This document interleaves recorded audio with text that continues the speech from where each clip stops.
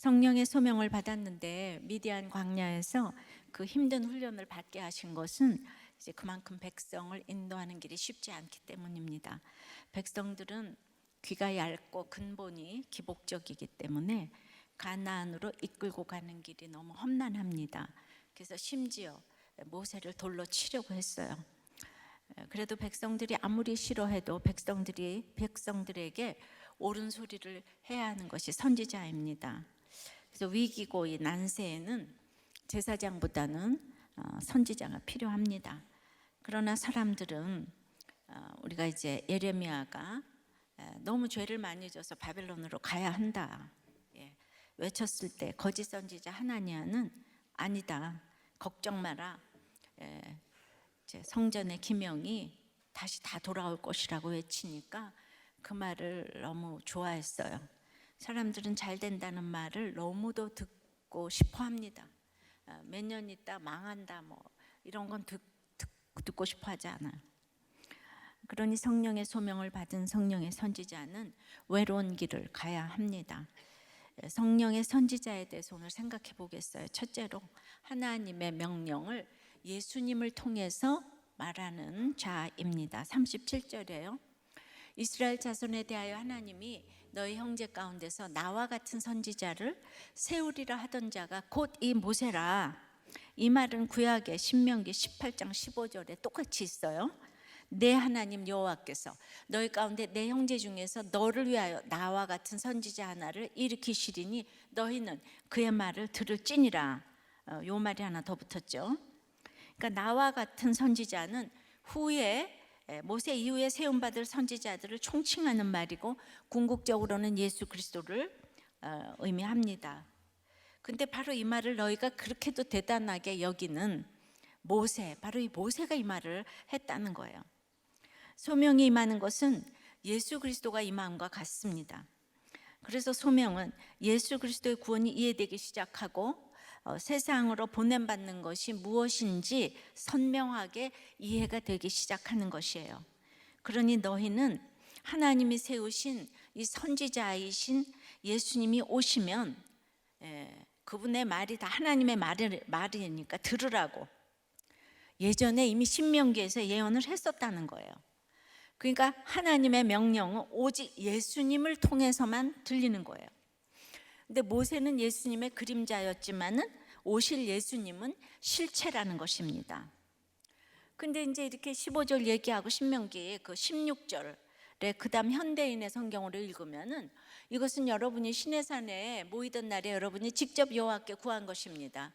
그때 여러분은 죽을까 봐 두려워서 다시는 여러분의 하나님 여호와의 음성을 듣지 않게 하고 그 무서운 불을 보지 않게 해달라고 간청하였습니다. 지난주에도 본문 나왔잖아요. 모세가 막 두려워했잖아요. 근데 백성들도 똑같이 이렇게 이제 두려워했다는 거예요. 그랬더니 17절에 여호와께서 내게 이르시되 그들의 말이 옳도다 하시는 것이에요. 그러니까 하나님이 백성들이 두려운 것을 인정해 주시는 거예요. 왜 안 들리냐 하는 것이 아니라 너희들이 안 들리는 것도 옳다 맞다 그러세요. 그러니까 목장에서 이 말씀이 이해 안 된다 그러면 집사님이 이해 안 되는 게 맞아요 이렇게 얘기해 주시라는 거예요. 어떻게 안 들릴 수가 있어 이러지 말고요. 아니 그들이 듣기 싫어서 안 듣겠습니까? 안 들리니까. 악하고 음란한 이 세대는 안 들리니까 믿음이 좋은 사람만 봐도 광신 같아서 싫고 교회를 다니면 재미가 하나도 없을 것 같아서 싫고 그래서 그런 사람과 결혼하기 싫은 거예요. 그러니까 스펙 좋고 돈 있는 사람이 믿음 있는 여자라고 결혼하나요? 남자라고 결혼하나요? 안 하지요. 불신자가 돈이 많고 스펙이 좋으면 믿는 것을 싫어할 확률이 거의 100%라고 해도 과언이 아니에요. 그러니까 우리 믿는 청년들이 안 믿는 뭐 외모에 미모에 스펙에 재물을 따라서 내가 믿게 할 거야 이러면서 가는 건 사실은 말이 안 되는 게 세상과 하나님은 겸하여 섬길 수가 없어요. 완전 반대니까 좋아할 수가 없는 거를 자꾸 합리화시키려고 하죠. 저를 인간적으로 좋아하는 사람들도 제 간증 테이프 하나만 주면은 무서워서 그 다음에 안 와요. 제가 믿음이 너무 좋아서 남편이 죽었다 이렇게 생각하거든요. 바로 이거예요. 근데 하나님은 그들의 믿음은 거기까지니까 어떡하겠니 이러면서 우리를 양육하시는 거예요. 그러니까 매사에 자꾸 왜 뭐 이런 질문을 하지 마세요. 애고 어른이고 회사고 가서 왜 당신은 그래 이딴 얘기 좀 하지 마시고. 그래요? 하나님도 그들이 옳다 이러잖아요. 그래서 이런 과정이 있는 것을 알아야 합니다. 그러니까 어떻게 말씀하십니까? 우리도 어떻게 처방해야 합니까? 중재자, 중보자, 그러니까 예수 그리스도가 필요한 거죠. 그래서 18절에 내가 그들의 형제 중에서 너와 같은 선지자 하나를 그들을 위하여 일으키고 내 말을 그 입에 두리니 내가 그에게 명령하는 것을 그가 무리에게 다 말하리라. 지금 이제 아까 15절 얘기를 또 지금 반복하시는 거죠. 그러니까 이 모세가 받은 소명 중에 가장 중요한 이 사명은 예수님에 대한 예언을 받은 것입니다. 하나님의 말씀을 이제 모세에게 주었는데 모세는 부분적으로 주었고 모세가 나 같은 선지자 하나를 보내리니 그 예수님인데 그 예수님에게 하나님의 말씀을 다 주셨기 때문에 예수님만 믿으면 말씀을 통해서 하나님을 다 알 수 있게 된다는 거예요.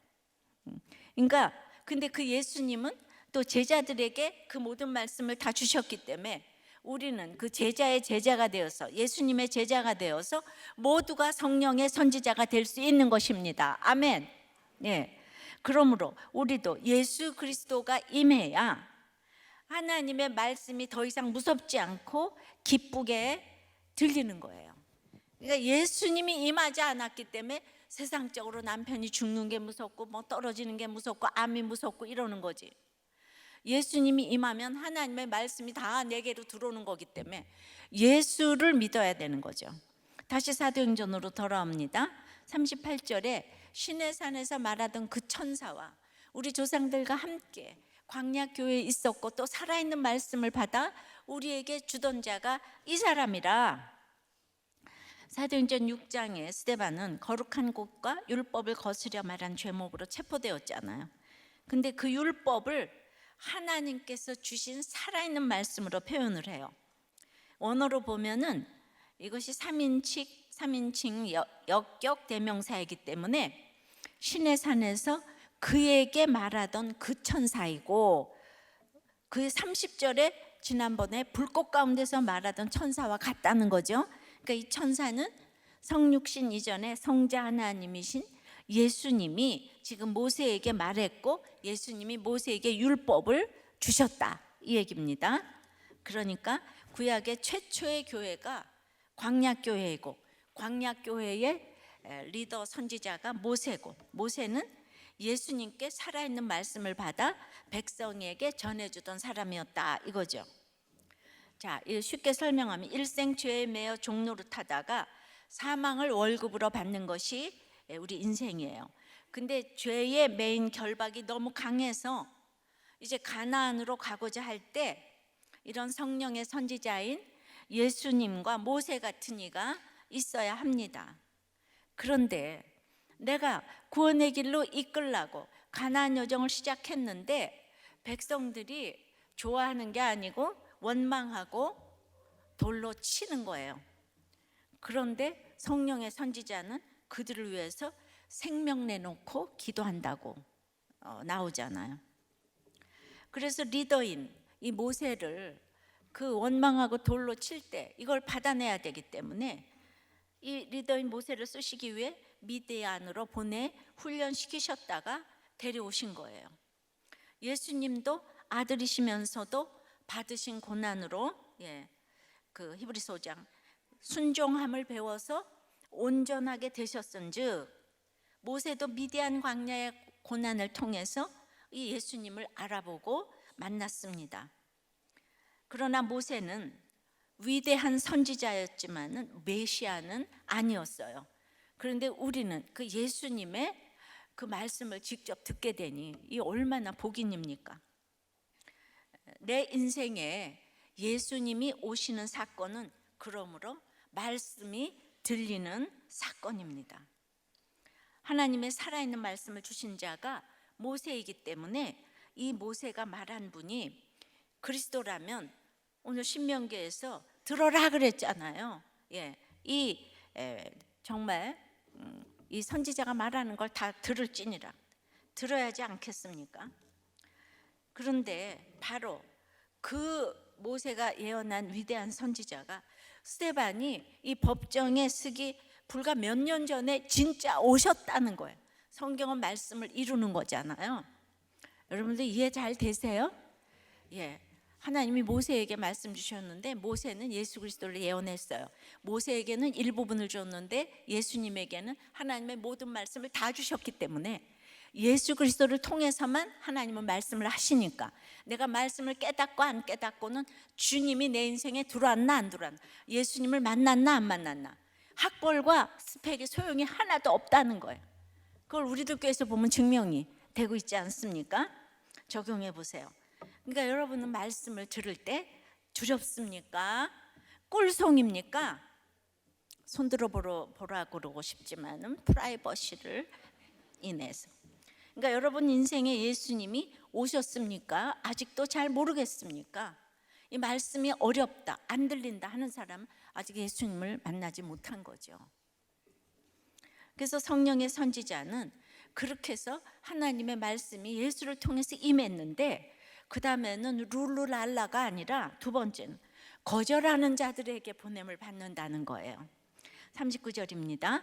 우리 조상들이 모세에게 복종하지 아니하고자 하여 거절하며 그 마음이 도리어 애굽으로 향하여, 그러니까 살아있는 하나님의 말씀을 주셨는데 들리지 않는 자는 그 마음이 하나님과 반대인 그 애굽 세상으로 향하는 거죠. 하나님은 400년 동안 노예 생활을 하던 사람들을 지금 끌어내셨어요. 그런데 이들은 툭하면 애굽, 마음이 돌아가는 곳이 애굽이에요. 정신이 돌아가면 마음이 돌아가고 마음이 돌아가면 몸이 돌아가는 거죠. 그래서 뭐든지 원천봉쇄해야 돼요. 이렇게 몸이 만나면 마음과 정신이 다 또 돌아가는 거죠. 몸은 꺼내왔는데 몸이 기억하는 그리움이 남아 있어요. 그들이 그리워했던 것은 정말 대단한 게 아니에요. 하찮은 마늘 부추예요. 이것 때문에 노예에서 해방된 것은 잊어버리고 다시 돌아가겠다는 거예요. 여러분들이 원하는 게 다 마늘 부추예요. 그래서 자신들을 구원해준 모세를 원망하며 후에 돌로 치기까지 했잖아요. 노예로 사는 것을 구해주었는데 다시 노예로 돌아가고 가고파. 이거를 바로 노예의 근성이라고 하는 거예요. 그래서 출애굽기 25장부터 30장까지 보면은요, 성막 지으라는 명령을 하시고, 그 명령하셨으면 31장부터 지어야 하는데 안식일 이야기로 31장으로 마무리를 하시는 거예요. 성전의 마무리는 안식이라는 거죠. 그리고는 32장부터 또 줘야 되는데 32장부터 34장까지는 글쎄 모세가 이제 그 명령하고 이제 받으러 올라갔는데, 십계명 받으러. 근데 거기에서 금송아지를 만들어서 섬기고, 그러니까 이제 내려오다가 돌판을 막 깨트리고, 그래서 그것에 벌로 3,000명이 죽임을 당하고, 그리고 모세는 생명책에서 자기 이름을 지어도 백성들을 살려달라는 또 기도를 하는 거예요. 그러니까 3,000명이 죽은 것도 모세 때문이고 살아난 것도 모세 때문이고. 그러니까 백성들이 그 깽판을 치는데 성령의 선지자는 이래도 중보를 하고 저래도 중보를 하는 거예요. 그리고 나서 다 죽고 모세의 중보 기도를 들으시고 이제 35장부터 성막을 짓기 시작하는 거예요. 가나안 행군을 시작했는데도 또 문제가 생기고, 우리들의 노예 근성은 잊을만 하면은 튀어나오고, 끝없는 성도의 여정입니다. 거기에 성령의 선지자가 있습니다. 신앙생활 놓지 않도록, 큐티가 끊어지지 않도록, 결혼 생활을 끝내지 않도록 끊임없이 성전을 지어가게 하는 목숨을 내놓는, 너무 기가 막혀서 큰 소리로 돌판을 깨트리기도 하고 그들을 위해서 목숨을 걸고 기도를 해주는, 이게 다 양쪽을 할 수 있는 이런 사람이 성령의 선지자인 거죠. 그런데 조금 힘들면, 우린 조금만 힘들면 이스라엘 백성처럼 애굽에 가면 쉼이 있을 것 같아요. 쉬려고 그냥 자꾸 애굽으로 몸이 돌아가는 거예요. 성도의 목적은 서는 것이지 쉬는 게 아니라고 그랬죠. 잘 서야 쉼이 있어요. 내가 거룩하니 너희도 거룩하라고 하신 것이 바로 안식이고 쉼입니다. 근데 예수 열심히 믿고 큐티 열심히 하는 것 같은데도 여행, 동창 모임, 등산, 노래방 자체를 쉬는 걸로 생각을 하는 거예요. 그래서 그냥 전부 다 목장 모임에서 나의 목적은 여행 가는 거야. 내가 너무 수고했기 때문에 여행으로 나를 회복시켜야 돼. 그것도 맞는 말이에요. 말 대답 하나도 안 하잖아요. 그런데 그거 자체가 쉬는 걸로 생각하니까 결국 쉼이 없고 잘 서지도 못하는 거예요. 예수 안에서 잘 놀아야 하는데 그것이 무엇인지를 모르는 거예요. 여러분, 아무리 대단한 곳을 가도 인생은 동반자가 좋아야 즐거운 것입니다. 좋은 골프장에 유명한 사람이 초청을 해도 말이 안 통하는 사람과 있다면 즐겁겠습니까? 그런데 양다리를 걸치려니까 여기에서도 저기에서도 즐거움이 없고 쉬지를 못하니까 서지를 못하는 거예요. 무라타 치아키는 크리에이티브를 읽는 기술이란 책에서 자아를 초월하여 타인을 위해 움직이는 사람은 상냥함, 즐거움, 존경, 감사로 넘치며 자연스럽게 주위에 사람들이 모인다고 하죠. 근데 그 이타적으로 사는 게 가장 먼 길 같지만은 결국은 가장 빠른 지름길이라는 거예요. 이 세상에서도 사람은 누구나 자신을 위해 손해를 보는 사람을 도와주려 한다는 것이죠. 항상 상대방의 입장에서 생각하고 배려하는 사람은 표정이 살아있어요. 그래서 정말 상냥함이 넘쳐요. 존경받아요. 물어보세요. 내가 얼굴이 상냥하게 보여? 그러면 상대방이 우거지로 보여. 이러면은 뭐라고 하면 그 사람은 상냥하지 못한 거죠. 우거지로 보여 그래도 그렇구나 이래야지 진짜 상냥한 거지. 한번 시험을 해보세요. 믿기 전에 우리는 다 애굽의 노예로 살았어요. 노예로 살다가 구원해 주셨는데 그 연륜만큼 노예 근성이 사라지는 거예요. 연륜만으로 되는 건 아니고 제대로 양육을 받아가면서 이 노예 근성이 조금씩 없어지게 되죠. 노예 근성은 뭔가 하면 늘 주인이 올까 봐 무섭고 가만히 있으면 불안하고 야단 맞을까 봐 두렵고, 그래서 늘 쉼이 없는 것이 노예예요. 하지만 주인집 아들은 술 퍼먹고 들어 누워 있어도 편해요. 내 집이니까. 그것이 내 아버지와 주인님의 차이인 거예요. 근데 이 세상에 어떤 주인이 와서 그렇게 일주일에 한 번씩 쉬라고 하겠습니까? 우리가 너무 유치원 수준에 있기 때문에 그 안식일에 쉼을 가르쳐 주시기 위해서 창세기부터 계시록까지 반복을 하는 거예요. 제가 누구보다도 이제 노예 근성으로 살았던 사람이잖아요. 그러니까 옛날에는 핸드폰이 없잖아요.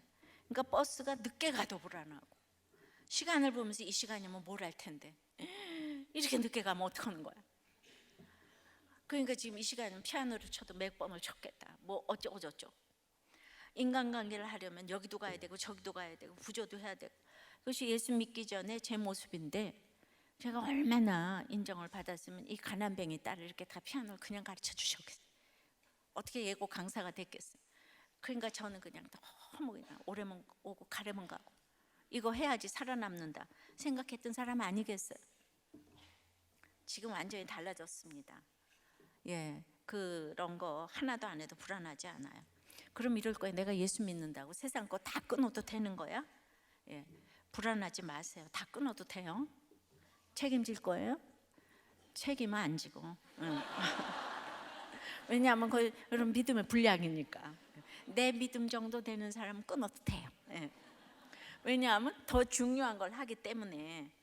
그러면 어떻게 하냐고요? 이번 주 신문에 그런 단어가 나왔더라고. 낄끼 빠빠. 낄 때 끼고 빠질 때 빠지는 거. 예. 근데 빠지는 데가 많으면 내가 망할 것 같은데 늘 급한 일보다 중요한 일을 하게 해달라고 기도를 하니까 빠지는 곳이 많아도 지나고 보니까 지경을 이렇게 넓혀 주신 거예요. 그러니까 내가 끼는 건 뭐예요? 내 예배 이런 모든 것들, 이런 거는 옛날 큐티 모임부터 절대로 내가 양보하지 않았잖아요. 예, 근데 그러니까 그걸 위해서 빠질 땐 제가 빠져야 되잖아요. 그러니까 이해타산 때문에 낄끼빠빠한 게 아니고 구원 때문에 낄끼빠빠했기 때문에 주신 복이에요. 예, 그래서 이해타산을 내려놓는 거는 그거는 이제 인간의 힘으로는 안 되는 거죠. 그러므로 결론은 목장을 우습게 보면 안 됩니다. 세상에 아무것도 내세울 것이 없어도 목장에서 만난 지체들이 나를 찾아와주고 만나줄 사람들인 거예요. 그것도 내 이해타산 때문에 하면 되는 게 아닌 거죠. 그러니까 이해타산 때문이면 끊임없이 목장도 맨날 빠지고 연기하고 뭐 맨날 이러죠. 목장이 첫째가 아니라서 그래. 예. 그렇다고 주일 예배는 절대 빠지면 안 돼. 그날 예배 안 갔다가 내가 다리가 부러지지 하는 것도 노예근성이에요. 우리에게 이런 노예근성이 있기 때문에 이렇게 끊임없이 안식의 의미를 가르쳐 주시는 것입니다. 그래서 우리는 어려서부터 잘 몰라요. 그래도 몸이 기억하도록 어려서부터 주의를 지킴으로 안식의 의미를 가르쳐 주는 거죠. 그 의미를 배워야지. 그 의미를 모르고 이제 나갔다 들어갔다만 하게 되면은 사건이 왔을 때 다 나가 넘어지는 거예요. 교회 다녔는데 뭐 바람을 폈다 그래도 넘어지고, 부도가 났다 그래도 대학교 떨어졌다 그래도 넘어지고, 안식의 의미를 모르기 때문에 잘 서라고 안식하라는 건데 맨날 쉬려고 여행 다니니까 서지를 못하는 거죠. 이제 안식의 의미를 어려서부터 이 구속사적인 큐티를 들려놓으면은 지금은 모르나 후에는 알리라. 사건이 오면 알리라. 자, 성령의 선지자 세 번째는 금송아지 우상을 물리쳐야 합니다. 40절이에요. 아론더러 이르되 우리를 인도할 신들을 우리를 위하여, 우리를 인도할 신들을 우리를 위하여 만들라. 애굽 땅에서 우리를 인도하던 이 모세는 어떻게 되었는지 알지 못하노라 하고, 이거는 또 출애굽기 32장 1절을 또 인용한 거예요. 모세 보고 출애굽기에서는 이 모세 곧 우리를 인도하여 낸 사람이라고 표현을 해요. 여러분이 죄가 없는 데서 이 믿음이 약간 떨어지면 그 여자 있지 그 사람 이렇게 얘기를 하지는 않으시나요? 여러분들의 남편이 그러나요? 시어머니가 그러나요? 모세가 안 보이니까 금세 우리를 인도할 신들을 우리를 위하여 만들라고 인본주의로 딱 바뀝니다. 인본주의로 바뀌니까 신본주의인 모세를 딱 무시합니다. 우상을 만들라고. 그래서 10계명의 1, 2계명을 아무렇지도 않게 어기는 거예요. 그러니까 모세는요, 성령의 선지자 모세는 백성의 밥인 거예요. 모세의 헌신적 기도와 봉사는 평범할 때는 뭐 그런가 보다 했는데 문제가 생기면은 원망을 집중적으로 받아내는 밥통이에요, 밥통. 그래서 외로운 길이에요. 힘들면 모든 걸 여기다 탓을 하게 돼 있어요. 눈에 보이는 기적이 있을 때는 모세요 하면서 다 하나님 믿는 것 같아요. 그런데 하나님이 아니라 모세를 붙들었기 때문에 모세가 안 보이면 금세 버립니다. 여러분이 목사인 저를 붙들면 떠나게 됩니다. 하나님을 붙들어야 되는데 저를 붙들었기 때문에 조금만 문제가 생기면 다 떠납니다. 그렇게 좋다고 했다가 다 떠납니다. 교회를 통해서 하나님이 일하시지만 저를 붙들라고 하나님이 역사하시는 게 아니죠. 저를 통해서 하나님을 붙들어야 돼요. 그런데 다 사람 자체가 우상이 되다 보니까 뭐 한국도 그렇지만 한국은 이제 그러지 정도까지는 아닌데 이민교회 목사님들이 출타를 할 수가 없대요. 뭐 다 이유가 있지만 다녀오면 다 부목사가 교인들 데리고 나간대요. 그래서 한 뭐 2주일 뭐 한 달만 갔다 와도 다 나갔다고. 그리고 곳곳에 당겨보니까 그런 얘기가 있더라고요. 출애굽기 32장에 금송아지 사건이 나오는데요. 그러면 왜 이렇게 광야 여정에 그 모세가 400년도 살았고 지금 40년 광야길에 지금 40일 십계명 받으러 올라갔는데 그냥 불안한 거잖아요. 모세가 안 보이니까 불안해요. 그래가지고 이제 금송아지를 만들어 놓고 하나님이라고 섬기잖아요. 그 불안함의 근원에는 바로 금송아지가 돈이잖아요.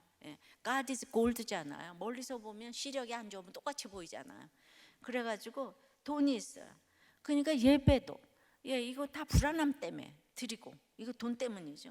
세상에 나가서도 교회 와서도 돈 때문에 다 불안하게 살아가는 거예요. 그러니까 내가 아무리 예배를 드려도 다음 절에 보면은 내가 네 예배를 내가 안 받았다 하나님 그러세요. 내가 늘 이제 모든 것의 끝에 돈이 있다고 늘 얘기하잖아요. 세상 박사님들은 이런 것도 이렇게 증명하시더라고요. 연세대 김영훈 교수님의 칼럼이에요. 결혼 상대자를 선택할 때나 회사에서 직원을 뽑을 때 등 다른 사람들의 인품을 빠른 시간에 정확하게 파악하는 게 너무 중요한데, 그럼 어떻게 파악하냐? 많은 사람들이 궁금해하는 질문이라는 거예요. 그래서 그 사람의 말을 어떻게 하는지 주의 깊게 관찰하고자 하지만 사람들은 자기 이익을 위해서 얼마나 속과 겉이 다른 말을 하는지 모른대요. 그래서 말보다는 행동을 봐야 할 것 같지만은 속이고자 들면은 그것도 이제 믿을 수가 없다는 거죠. 가장 쉬운 방법은 사람들이 어떤 일에 가장 많은 관심을 가지는지, 그리고 어떤 일에 가장 많은 시간을 투자하는지 보면 알 수가 있다는 거죠. 하여튼 이게 굉장히 긴 건데 랄랄라 해서 결론적으로 사람들이 가장 많은 관심을 가지는 것은 다름 아닌 돈이다. 결론적으로 돈을 어떻게 쓰는지 보면, 그 다음에 돈을 지금 이제 어떻게 그 돈을 위해서 시간을 투자하고 있는지를 이렇게 보면 그 사람이 어떤 사람인지 알 수 있다는 거예요. 돈이 인생에서 가장 소중하기 때문에 마음과 본심을 조금 지내다 보면은 숨기기가 어렵다는 거죠. 그래서 항상 갈등과 다툼의 끝이 돈을 다루는 태도인 것을 보면 돈이 인품의 핵심이라는 거예요. 분명해 보인다는 거예요. 이것은 돈의 인색화라는 얘기를 하는 게 아니에요. 또 열등감으로 인해서 돈을 풀어가지고 모든 거를 해결하라는 거, 이게 다 문제인 거죠. 인색해도 문제고 낭비여도 문제예요. 우리 이제 목사님들조차도 이렇게 최고의 이제 이렇게 제사장, 레위직분인 이렇게 간증들 이렇게 들어보면 모두 가난해서 열등감으로 몸살을 앓다가 전부 다 큰 교회 목사가 되는 것이 이제 다 꿈이라는 이런 간증을 많이 들어요. 그러니까 이제 가난이 삶으로 쌓였기 때문에 당연하게 여겨집니다. 근데 돈은 또 써보기도 해야 되는데 이 쓸 줄을 또 모르는 것도 문제잖아요. 그렇게 되면 돈이 생길 때 굉장히 또 위험하잖아요. 그러니까 모든 것에 돈의 잣대이다 보니까 그것으로 이제 또 판단이 되니까 돈 때문에 불안하고, 그래서 그거를 내가 말씀으로 이제 이렇게 인도를 받으면서 그거는 보이지 않는 데서 분별을 할 수가 있는 거예요. 내가 분별을 할래서 하는 게 아니고 그 사람이 돈을 어떻게 쓰고 어떻게 생각하고 지금 그래서 노름해 보면 그 사람은 금세 성격 나타난다고 하잖아요. 그 게임을 해보면 나타난다고 하잖아요, 그죠? 그러니까 이거를 알게 모르게 분별하는 가장 큰 거예요. 배우자를 선택해도 그렇고 사람들을. 자, 적용해 보세요. 여러분의 씀씀이는, 돈 씀씀이는 인색합니까? 낭비입니까? 여러분들은 전부 다 또 자기 마음대로 얘기하겠지만은 옆에 배우자 보고 물어보세요. 나는 뭐냐? 이렇게 여러분들의 말은 믿을 수가 없잖아요. 돈이 증명을 하니까. 그러니까 너무 인색해도 안 되고 너무 낭비를 해도 안 되는 거예요. 근데 그 중간을 잡기가 진짜 어렵잖아요. 그런데 치우쳐 있는 사람들은 다 문제가 있는 거예요. 성격에도 너무너무 문제가 있는 거예요. 41절입니다. 그때에 그들이 송아지를 만들어 그 우상 앞에 제사하며 자기 손으로 만든 것을 기뻐하더니, 지금 모세가 성막 지을 생각을 하고 금과 은과 노새 사용처를 다 알아서 지금 내려오고 있는데 그걸 못 기다리고 아론은 밑에서 금고리 받아가지고 지금 송아지를 만드는 거예요. 금송아지를. 그러니까 그 40일을 못 기다리고, 우리 목장에서 처방을 하면은 답답증이 나서 적용을 못해, 기다리지를 못해요. 좀 기다려라, 돌아올 거다, 이혼하지 마라, 뭐 이런 얘기를 못 기다려요. 자신이 만든 방법이 지름길인 것 같아서 흥신소를 갖다 붙이고 내가 가서 말하고 끝내겠다. 뭘 끝내기는. 그러니까 가서 맨날 다 된 밥에 코만 빠뜨리고 오는 역할을 여러분들이 하시더라고요. 그러니까 목장 얘기를 좀 들어야 되는데, 그래서 금과 은이 없어지는 방법을 쓰는 거예요. 성막 지을 때 다 써야 될 금과 은인데 쓸데없는 금송아지 만들어서 가루로 지금 다 사라지잖아요. 나중에 이거 다 빠야 되니까. 그러니까 내 욕심이 들어가는 거는 다 쓸데없는 것이 되는 거예요. 그러니까 돈 문제에 대해서 해결이 안 되고, 그러니까 돈이 너무 좋은 거예요. 해결이 안 된 거예요. 너무 아까워. 이것도 해결이 안 된 거죠. 그리고 하나님께 드리는 것을 아까워하는 사람은 나중에 결산을 해보면 남는 것이 하나도 없을 뿐 아니라 도리어 손해보는 인생을 사는 거예요. 아까워서 돈은 가졌는데 애들은 다 망했어. 그 다음에 돈은 다 가졌는데 예수도 안 믿었어. 그리고 이제 병 걸렸어. 쓸 사람이 없어. 이렇게 돈은 벌었는데 마지막에 보면은 결산할 때 손해를 보는 거예요. 어디에 써야 할지 분별을 하기 위해서 큐티를 하고 말씀을 듣고 응답받는 구조 속에서 살아야 합니다. 아론 같은 잘못된 지도자 한 사람이 교회와 집안을 말아먹고 목장을, 회사를 말아먹습니다. 우리들 교회도 큐티를 하니까 돌판을 깨트리면서 여기까지 왔죠. 그리고 또 중보 기도를 하니까 왔는데 사람들 말에 휘둘렸다면 얼마나 수많은 문제가 생겼겠습니까? 그런데도 또 이런 아론과 아들들에게 후에 또 제사장 직분을 위임하라고 하지 않아요. 그래서 하나님 명령대로 위임을 했더니 그 아들 나답과 아비후는 불심판을 받고 또 금세 죽었어요.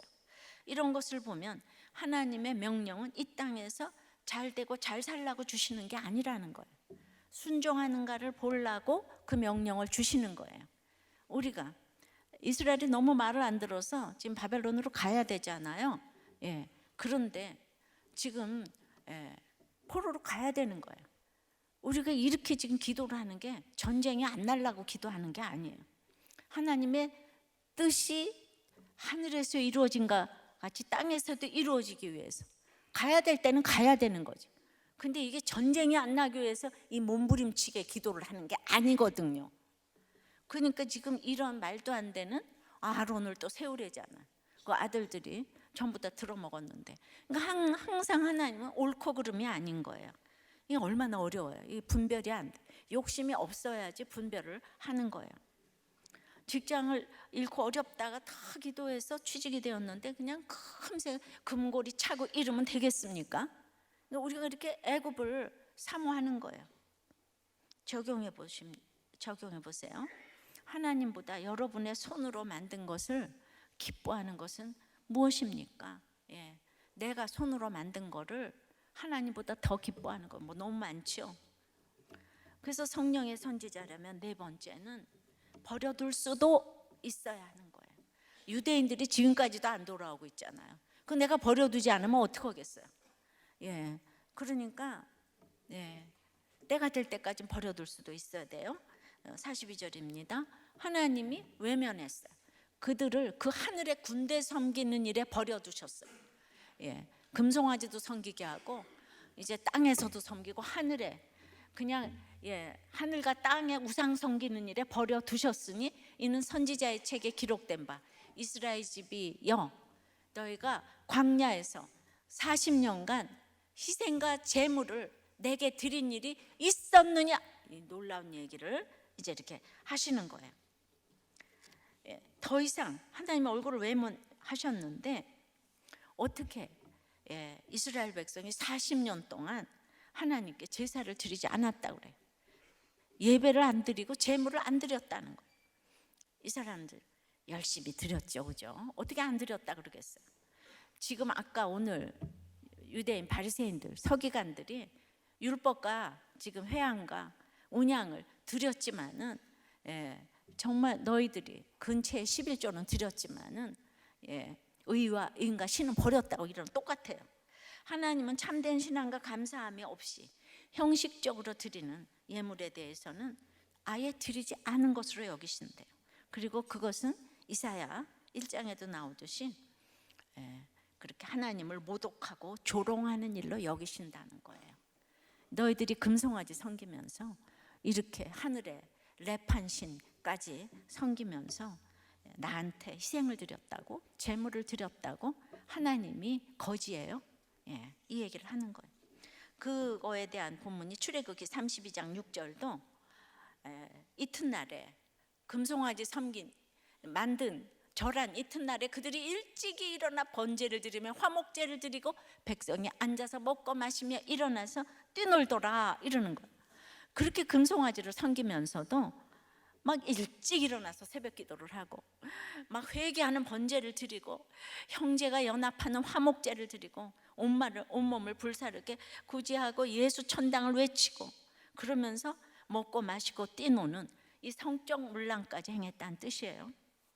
그런데도 다들 형제가 연합하여 동거함이 어찌 그리 선한고 아름다운고 모두 서로 교회를 다니면서 속습니다. 어떤 분이 이제 딸을 결혼시키면서 우리들 교회에서 하기를 원했어요. 그랬는데 사돈될 집에서 일주일 동안 답이 없었어요. 그래서 이분이 일주일 금식을 했어요. 그리고 연락이 오기를 우리들 교회가 힘든 사람은 다닐 만한 교회라고 평이 났더만, 그래서 허락을 해요. 이렇게 연락이 와서.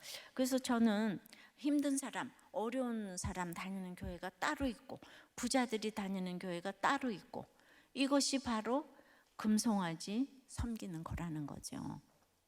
우리끼리 구제하고 친교하면서 연합하고 먹고 마시고 뛰놀면서 교회 와서는 죄나 수치나 부끄러움은 하나도 드러내지 않으니까 너무나 어찌 그리 동감이 아름답고 선한고 이렇게 얘기를 하면 아름다워라 이렇게 얘기하는 거죠. 가난한 집은 그림 그릴 수가 없어서 정화조가 다 드러나는데 부잣집은 푸른 잔디로 덮어두니까 정화조가 감춰져 있죠. 이 차이뿐이지 정화조 없는 집은 없죠. 그런데 다 착각을 하면서 우리 집은 너무 좋아, 우리 교회는 너무 좋아, 우리 끼리끼리를 외치면서 여기저기로 놀러 다닙니다. 아론하고 금송아지 섬기고 놀러 다니면서 나는 회개도 하고 너무 화목하게 지내고 번제 화목제 드린다고. 스데반 당시 유대 종교 지도자들도 똑같은 양상이었다는 거죠. 이 얘기를 지금 스데반이 한 거예요. 가인의 뜻이 획득이고 아벨은 허무예요. 이 땅에서 모든 획득의 결과는 허무일 뿐이라는 거예요. 전혀 진짜 알지 못하는 다른 씨, 셋이 와야 된다는 거예요. 생각지 못한 다른 씨는 시아버지와 동침한 며느리, 이런 사람들이 주의 일을 해간다는 거예요. 행마다 절마다 구원, 행위가 아닌 믿음으로 구원받는다는 것을 말씀하시면서 하나님께서 계속 우리의 허를 지금 찌르고 계시는 거예요. 43절 몰록의 장막과 신 레판의 별을 받들었으며, 그냥 별, 우리는 스타 너무 좋아하잖아요. 스타. 이것은 너희가 절하고자 하여 만든 형상이로다. 내가 너희를 바벨론 밖으로 옮기리라 한가 같으니라. 세계적인 스타. 우리가 너무 우상 삼아요. 그들은 암몬족 속의 민족신인 몰록과 아수르인들의 우상인 레판을 비롯해서 여러 우상들을 숭배했어요. 여기서 몰록 숭배는요, 유명한 그 자기 자녀를 태워 바치는 의식이 동반되었습니다.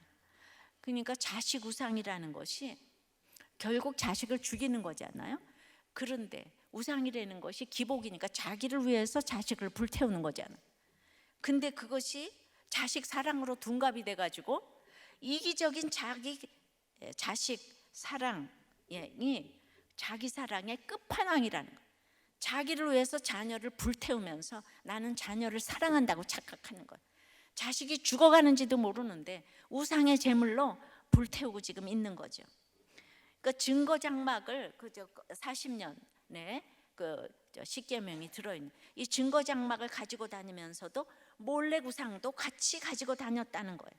하늘의 별판을 가지고 만들면서 내가 아이를 이렇게 출세를 시키고 뭘 하고 돈을 많이 벌, 그러면서 공중권세, 하늘의 별이니까 공중권세 잡은 자를 섬기니까, 그러니 너희들이 나에게 예배 드린 적이 40년 동안에 한 번도 없다.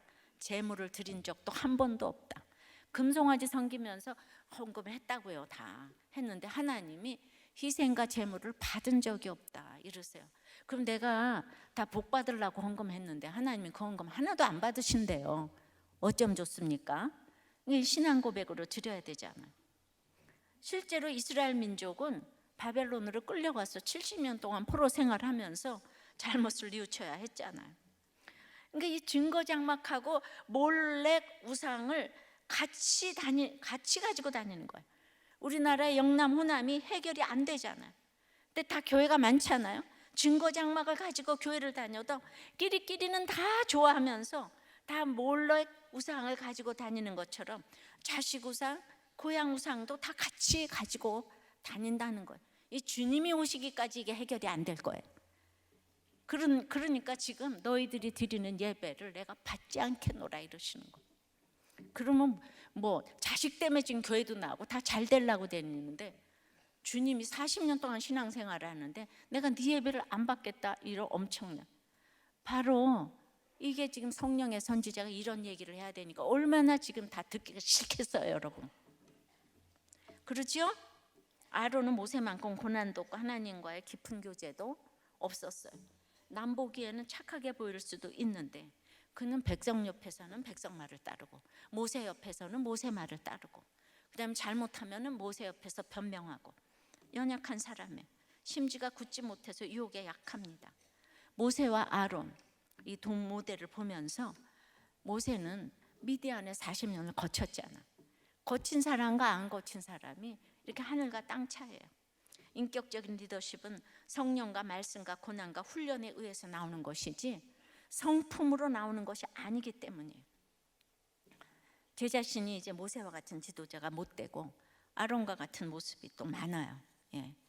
왜냐하면 아직도 이렇게 사람의 종노릇하던 습관을 버리지 못해서 저 사람이 기분 나빠하겠지 하면서 못하는 말이 많아요. 그러나 그래도 말씀을 통해서 제가 이 주제를 보는 거죠.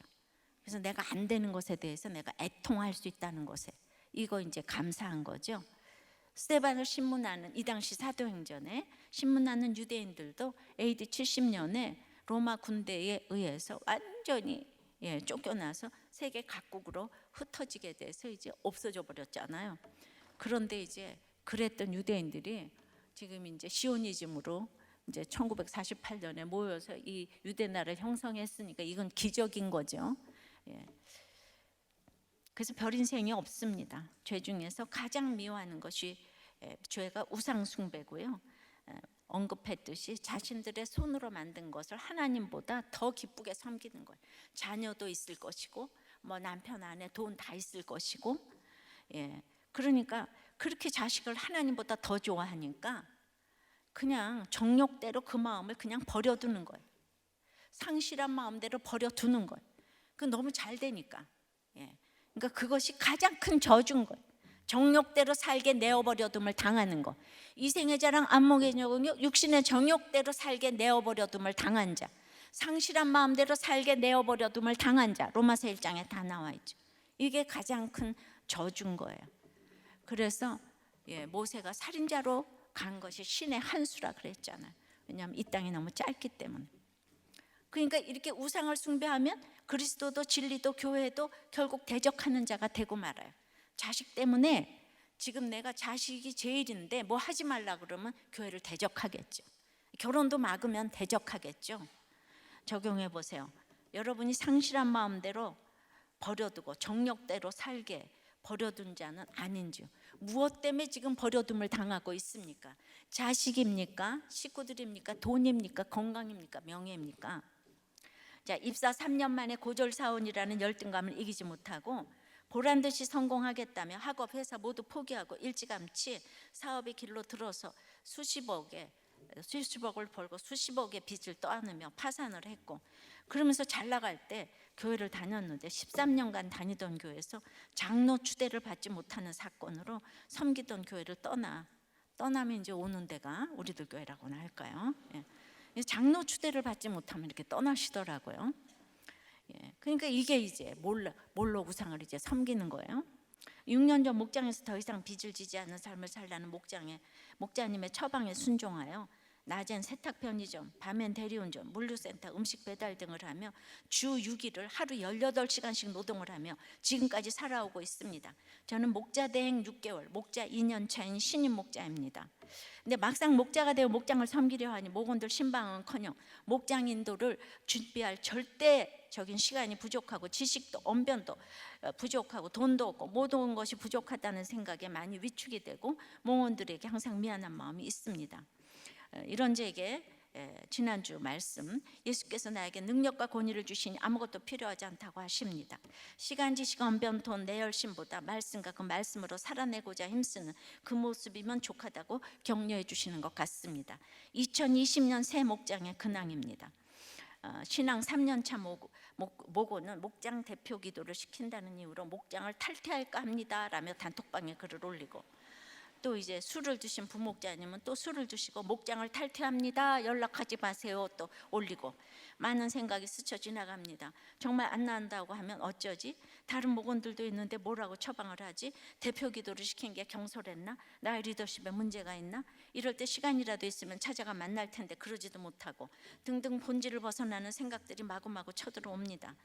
이 목원들의 모습에서 그 목자님, 목원에게는 내게 있던 룸사롱 중독의 모습이 보이고, 한 분에게는 내게 있는 허세의 모습이 보이고, 한 분에게는 혈기와 밴댕이의 모습이 보이고, 한 분에게는 내게 있는 내 열심이 보이고, 한 분에게는 내게 있던 프로젝트 한 방의 중독이 보입니다.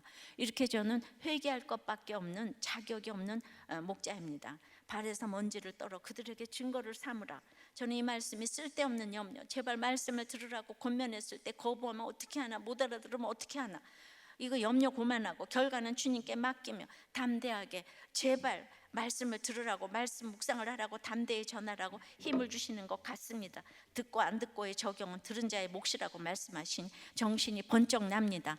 그래서 적용하기는 첫째로 말씀 요약 시간에 집중을 안 하고 기도를 시키면 목장을 탈퇴하겠다는 집사님에게 그 시절 저의 모습을 간증하며 이제는 어린아이의 단계를 벗어나셔야 한다고 말씀에 집중하시라고 권면하겠습니다.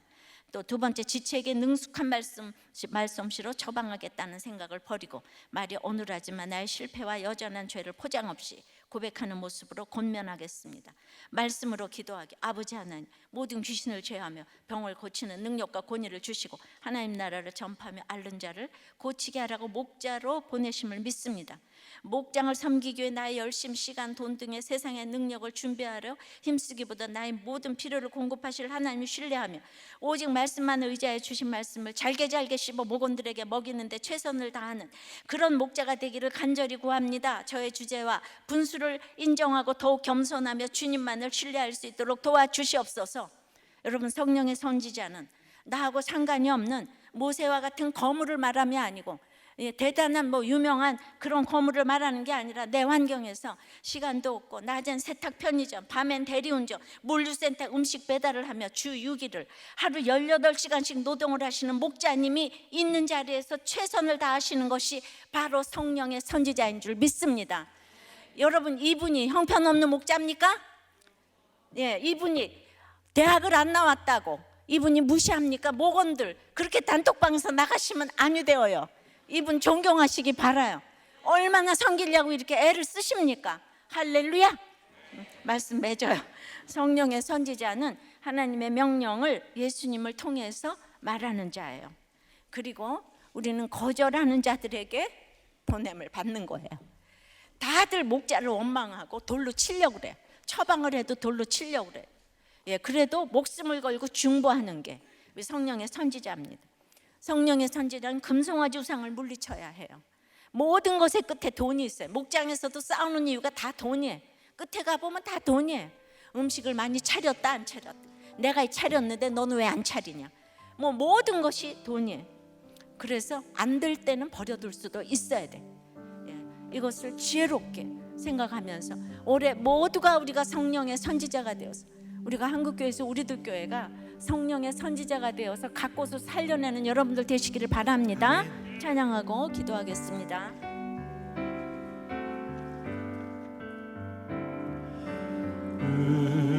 우리는 주님을 늘 배반하나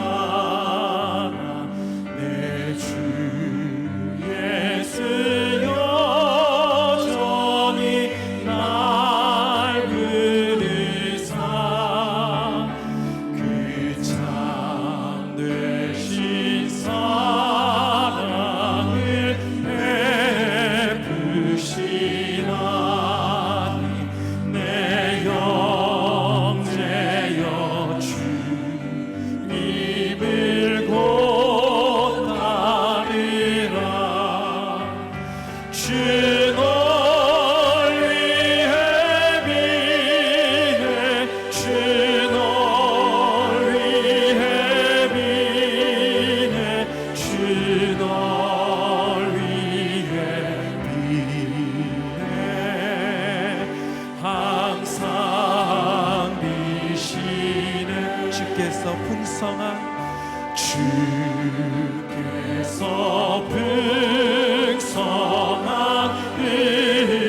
은혜를 내려 내 영혼이 나날이 복 받으니 주 예수를 너희도 그 주로 섬겨 곧 따르며 풍성한 복 받겠네. 주 널 위해 비네 주 널 위해 비네 주 널 위해 비네 항상 무거운 짐을 지고 가는 무거운 짐 지고 애타는 인생 주 예수께 돌아와 곧 쉬어라. 내 주 예수 너희를 돌보실 때에 참복남과 아비가 넘치 주께서 우리를 위하여 간절히 주 널 위해 비네 주 널 위해 비네 주 널 위해 비네 항상 비시네. 성령의 선지자는 하나님의 명령을 예수님을 통해서 말하는 자라고 하잖아요. 그러니까 내 인생에 예수님이 오셔서 제발 좀 말씀이 들리게 해달라고. 우리가 이제 거절하는 자들에게 보냄을 받는다고 했어. 다들 애굽에 속해서 그리운 것들이 많아요. 내 인생에 그리운 이 마늘 부추를 좀 생각나지 않게 해달라고. 돈 씀씀이에 대해서도 인색도 낭비도 하지 않게 해달라고. 그게 이제 목적이 구원이 아니 되면 여러분들은 오직 목적이 돈밖에 없습니다. 그래서 너무 돈을 좋아하면 상실한 마음대로 살도록 버려두실 수밖에 없는데, 돈이 있어서 버려두는 것이 그게 좋은 게 아니라고 오늘 그러시잖아요. 하나님이 버려두신대. 마지막에 바벨론으로 쫓아버린다고 이르시잖아. 나를 버려두지 않으시도록. 그리고 우리는 이제 성령의 선지자가 되어서 내가 이렇게 거절하는 자들에게 보냄받고 금송아지 우상을 물리쳐야 되고 버려둘 수도 있는, 우리가 한국교회에 11조로 드려진 이런 성령의 선지자가 되어서 각 곳에서 이렇게 본을 보이면서 모두에게 정말 예수 그리스도를 전할 수 있도록, 살려낼 수 있도록 그런 선지자가 되게 해달라고 다 같이 주님 부르고 기도합니다. 주님, 예수님을 만나서 하나님의 말씀이 들리게 하시니 너무나도 감사합니다. 그래서 성령의 소명을 받고 원치 않는 길로 성령의 선지자로 그냥 갈 수밖에 없이 떠밀려서 이 길을 가면서 오늘도 제가 아론인가 모세인가를 생각해 볼 때 참으로 모세도 아닌 것 같고 아론도 아닌 것 같고, 주님, 제가 이렇게 욕심을 내려놓는 것만큼 분별이 될 터인데 제가 이렇게 분별이 안 되는 부분이 있기 때문에 다른 사람도 분별하지 못하는 것이 있습니다. 주님, 날마다 진정한 지도자가 없다고 하면서 저는 이제 회피를 하고, 이게 말씀을 볼 때 이것이 내가 다 가야 될 길이라고 생각을 하면서도, 그리고 이제 주님이 저에게 요구하시는 것들이 참 많이 있는데 그런 것들을 다 행하지 못하고 이제 가게 될까 봐 그것이 참 두렵습니다. 참으로 이렇게 거절받는 것들, 그리고 이제 하나님이 성막을 짓기 위하여서 3,000명이나 죽이시는데 그 3,000명 죽은 것만 우리는 너무나도 억울하고 힘들고, 하지만 생각해보면 성막을 짓기 위해서 60만 명 중에서 3,000명만 죽인 것은 200분지 1만 죽인 것인데 내 죄 하나를 이제 하나님 처리해 주셨는데 아직도 배가 온 9개가 남아있는데 이것을 감사치 못하고, 왜 내가 예수 믿는데 이렇게 날 힘들게 하냐고, 내가 애굽에 속해 있는 것은 회개하지 못하고 날마다 이렇게 두려워하고 원망하는 저희들을 주여 불쌍히 여겨 주시옵소서. 그러므로 우리가 이렇게 성령의 선지자로 갈 때에 우리가 모든 사람들의 밥이 되어서 원망을 받아내고 돌로 침을 이제 당하는 데까지 가야 할 터인데, 주님, 죄에 대해서는 이렇게 3,000명을 척결하는 단호함을 보이지만은 그들을 위해서 아버지 하나님 생명을 내놓고 그들의 죄를 사해달라는 모세의 기도를 어찌할 수가 있겠습니까? 주님, 어떻게 그렇게 할 수가 있겠습니까? 인간의 힘으로 어떻게 하겠습니까? 주님, 그러므로 주여, 주님의 긍휼하심으로 이 자리에 서 있습니다.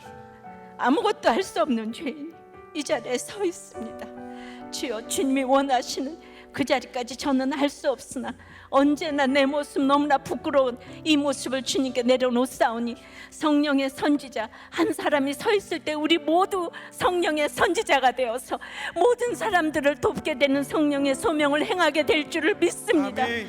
주님, 이 나라를 불쌍히 여겨 주시옵시고, 아멘. 아버지 하나님, 이 차별금지법과 납태법이 통과되지 않게 해달라는, 이 시대에서 너무나 듣기도 싫어하는 이 기도를 해야 되는 저희들 주여 불쌍히 여겨 주시옵시고, 이것이 우리 자녀들이 당한 일이라고 생각을 하고 마음을 모두어 기도하는 우리 성령의 선지자들 우리 모두가 될 수 있도록 주여 은혜 내려 주시옵소서. 아멘. 이 나라를 주님께 올려드립니다. 불쌍히 여겨 주시옵소서. 아멘. 예수 그리스도의 이름으로 기도드리옵나이다. 아멘.